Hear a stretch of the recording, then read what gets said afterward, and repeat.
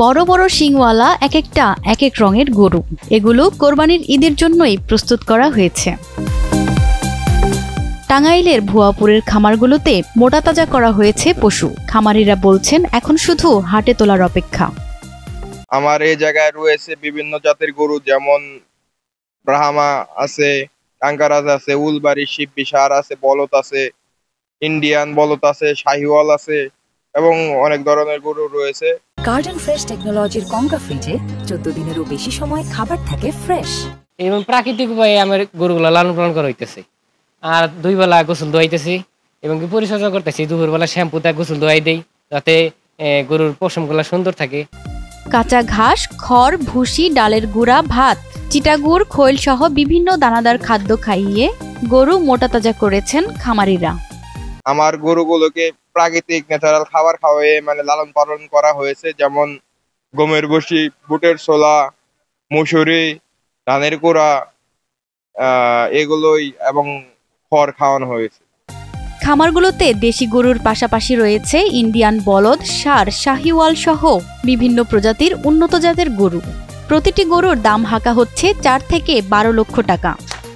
আমার এই জায়গায় 5 লাখ থেকে 12 লাখ পর্যন্ত দামের গরু রয়েছে।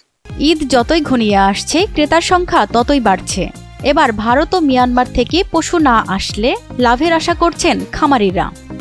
সবসময় আসি, আমরা আসছি গাজীপুর বুটবাজার থেকে, প্রায় আমরা প্রতি বছর গরু নেই এই জায়গা থেকে। এখানে গরুগুলো খুব ভালো হয়, ওজনে, গুণগত মান, আর ওদের খাবার দাবার আমরা সবসময় ওদের সাথে যোগাযোগ আছে। তো বহুদিনে থাকি, লালন পালন করি।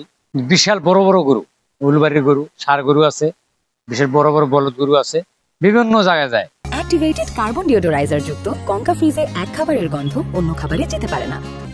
আর এসব গরু মোটাতাজা করতে খামারিদের প্রশিক্ষণ সহ বিভিন্ন বিষয়ে সার্বিক সহযোগিতা দেয়া হয়েছে বলে জানালেন ভুয়াপুর উপজেলা প্রাণী সম্পদ বিভাগ।